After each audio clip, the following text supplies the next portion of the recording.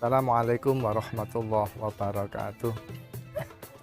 Oke, sahabat-sahabat, sedulur-sedulur MB Channel Raden Beling, alhamdulillah kita berada di salah satu tempat, yaitu salah satu makam waliullah, yaitu makamnya Syekh Jalaluddin atau yang terkenal dengan sebutan Mbah Lowo Ijo yang berada di Kota Bangil.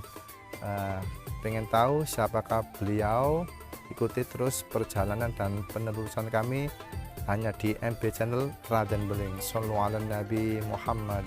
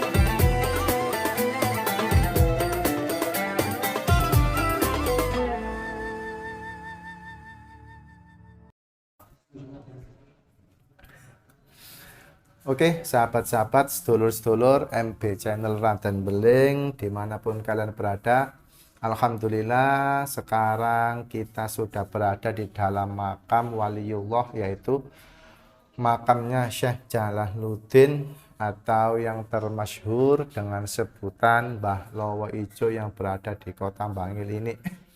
Yang mana perlu kita ketahui bahwasanya di dalam sini itu terdapat dua makam waliullah, yaitu makamnya Mbah Lowo Ijo beserta istri, sedangkan yang ini kecil ini ya ada makam kecil itu, ada batu nisan kecil itu konon ini adalah makam kuda kesayangannya Mbah Lowo Ijo. Oke, sahabat-sahabat dan juga pemirsa MB Channel Raden Beling, siapakah Mbah Lowo Ijo ini? Menurut cerita yang telah kami peroleh dari berbagai sumber, Mbah Lowo Ijo ini adalah salah satu cucu menantu daripada Mbah Sunan Ampel. Jadi Mbah Lowo Ijo ini adalah cucu menantu daripada Mbah Sunan Ampel. Jadi Mbah Sunan Ampel itu punya cucu yang bernama Syakdiah, itu dinikahi oleh Mbah Lowo Ijo ini, Nah, di samping itu juga Mbah Lowo Ijo ini adalah konon beliau ini adalah salah satu murid daripada Mbah Sunan Bonang, putra daripada Mbah Sunan Ampel. Jadi Mbah Sunan Bonang ini adalah gurunya Mbah Lowo Ijo ini atau Syekh Jalaluddin ini. Beliau sampai di Kota Bangil ini itu beliau melakukan salah satu misi, bisa dikatakan seperti itu, untuk menyebarkan agama Islam. Untuk menyebarkan agama Islam, beliau pergi ke sini di Kota Bangil ini itu bersama saudaranya. bersama saudaranya, kalau nggak salah itu namanya Sayyidono, yang makamnya berada di Kecamatan Beji, Pasuruan. Nah, jadi beliau itu pergi dari Tuban menuju ke sini, itu konon beliau tuh cuma membuat rakitan dari kayu untuk jadikan kapal, kayu jati. Nah, itu sampai daerah sini. Nah, sampai di sungai apa tuh saya lupa namanya. Sampai di sungai itu akhirnya beliau turun terus menjelajahi kota Bangil dan sekitarnya sini sampailah di daerah sini. Nah, kemudian di sini beliau itu mengajarkan agama Islam, menciarkan agama Islam. Di samping itu juga beliau ke sini itu ada salah satu konflik, atau bukan konflik sih. Itu apa itu? Dia itu bersembunyi. Di samping dia ada misi di sini untuk menyebarkan agama Islam, beliau juga bersembunyi dari kejaran orang Belanda, dari penjajahan. Dari penjajahan akhirnya beliau lari ke sini, bersembunyi di sini, dan beliau juga mengajarkan agama Islam di sini. Dan konon julukan daripada Lowo Ijo ini itu berasal dari salah satu karomah beliau. Jadi dulu itu ada salah satu penjajah atau company yang mencari beliau sampai ke sini. Akhirnya beliau tahu kalau dicari oleh seorang company. Akhirnya setiap company mendatangi tempat yang telah dikabarkan bahwa ada di sini, itu beliau itu langsung berada di atas pohon pisang. Berada di atas pohon pisang sambil bergelantungan. Sambil bergelantungan seperti kelelawar. Seperti kelelawar. Bahkan beliau itu punya karomah, beliau setiap sholat itu di atas daun pisang. Jadi beliau kalau sholat itu di atas daun pisang. Dan tubuhnya itu apa ya? Ya seperti bunglon gitu loh. Mengikuti warna daun pisang tersebut menjadi hijau. Sehingga Belanda itu nggak kelihatan. Sehingga komponen nggak kelihatan. Makanya beliau itu dijuluki Lowo Ijo atau kelelawar hijau. Itu salah satu karomah beliau. Sampai sekarang namanya yang paling termasyhur itu adalah Mbah Lowo Ijo. Akhirnya beliau terbebas dari penjajahan, dan konon beliau ini adalah salah satu cikal bakal berdirinya Pondok Pesantren Salafiyah Cokaan, yang berada di daerah sini. Itu cikal bakal Pondok Pesantren Salafiyah Cokaan, kalau nggak salah itu Cokaan. Itu sahabat-sahabat dan juga pemirsa yang channel Raden Beling.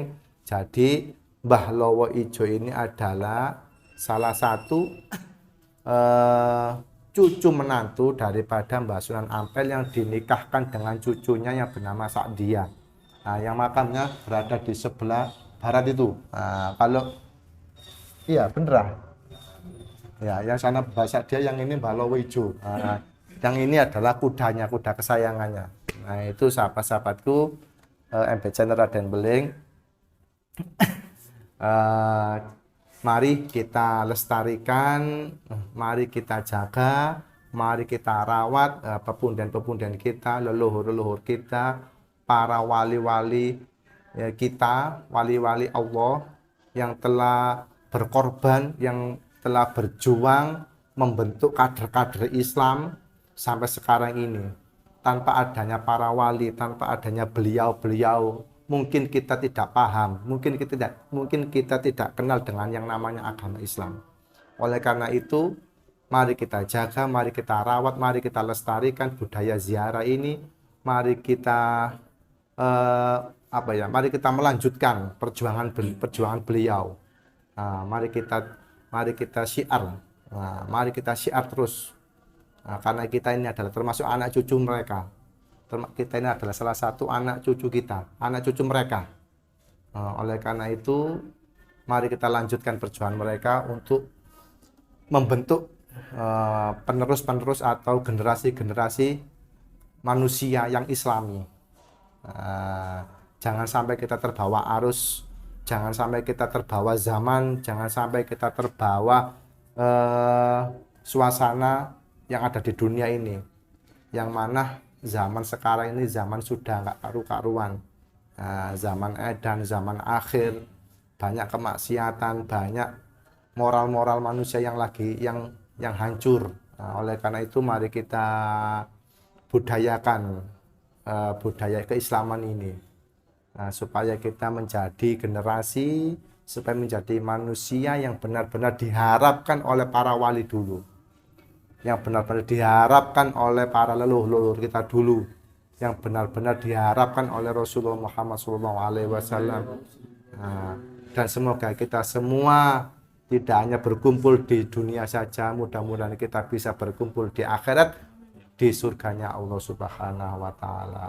Amin ya rabbal alamin. Oke sahabat-sahabat, sedulur-sedulur LB Channel Rantan Beling, demikian yang dapat saya sampaikan dari kisah Mbah Lowo Ijo yang berada di kota Bangil ini. Nah, jika Anda ingin berziarah di sini, makam beliau itu berada di belakang gor, berada di belakang gor Pasuruan Bangil. Nah, insya Allah dari gor itu sampai masuk ke barat, masuk ke utara, terus tanya-tanya lah, karena jalannya ruwet, menggok-menggok seperti itulah. Mudah-mudahan kita semua bisa bisa melestarikan dan melanjutkan perjuangan para leluhur kita. Oke sahabat-sahabat, sampai di sini dulu perjumpaan kita, dan kita sambung lagi di lain kesempatan. Mudah-mudahan video ini bermanfaat bagi kita semua. Kurang lebihnya saya mohon maaf. Walafu minkum. Wassalamualaikum warahmatullahi wabarakatuh. Shallu ala Nabi Muhammad.